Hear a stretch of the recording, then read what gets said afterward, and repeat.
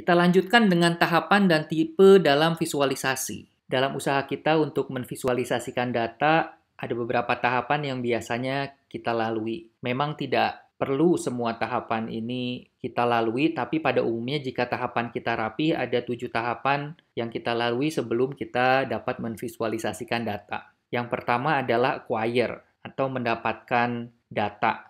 Yang kedua adalah parsing ya. Jadi dijabarkan atau diuraikan. Kita memberi struktur-struktur terhadap data. Misalnya ada data angka, oh ini temperatur, kita lihat ada lokasinya, latitude, longitude, ada waktunya dan sebagainya. Yang ketiga adalah filtering ya. Kita memfilter mana data yang penting atau enggak. Biasanya di tahapan ini juga ada cleansing ya, data cleansing. Yang keempat adalah mining ya, atau menggali. Kita mengaplikasikan metode-metode tertentu, misalnya statistik atau data mining, dengan tujuan untuk lebih mengerti pola atau penempatan data dalam konteks matematika. Yang kelima adalah represent, yaitu mencoba menampilkan bentuk dasar visualisasi data tersebut dalam bentuk bar atau line atau dot gitu ya.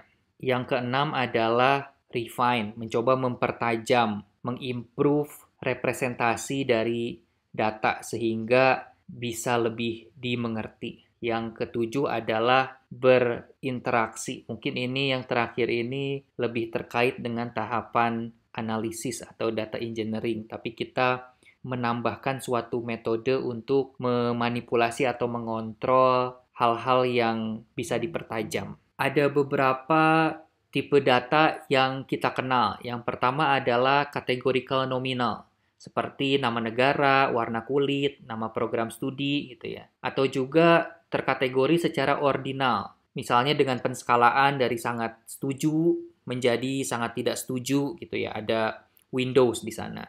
Atau juga indeks nilai A, B, C, D, E itu dalam kategori ordinal. Ada juga yang terkategori secara binary 0-1 ya, misalnya jenis kelamin, laki atau perempuan, atau status mahasiswa, aktif atau tidak aktif, dan lain sebagainya. Ada juga kuantitatif diskrit, misalnya banyak anak, atau banyaknya mahasiswa yang masuk pada tahun ini dibanding tahun depan, gitu. Itu kan diskrit kan perubahannya. Ada juga banyaknya SKS lulus, itu juga diskrit. Sedangkan kalau yang continuous misalnya usia, berat badan, atau tinggi, dan juga misalnya suhu juga bisa juga dia pada umumnya dia continuous gitu ya.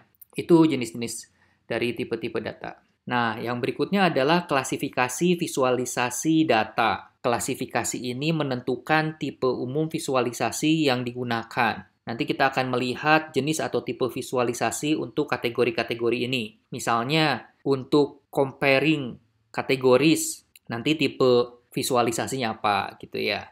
Ada juga visualisasi yang klasifikasinya masuk di perubahan terhadap waktu atau showing over times, atau kita biasa bilang dengan time series visualization, ya kan. Yang ketiga ada untuk menampilkan hierarki dan hubungan keseluruhan bagian, whole part relationship. Yang keempat adalah plotting relationship. Ini bisa nanti berkorelasi atau tidak, atau seberapa besar derajat kebebasan dengan variabel lainnya.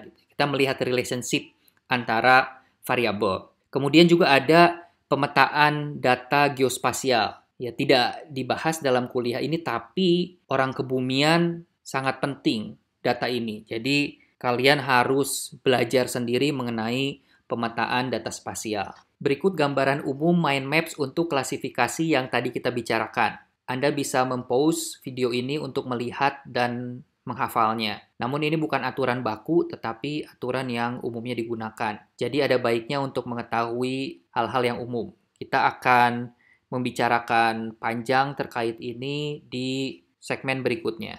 Oke, terima kasih.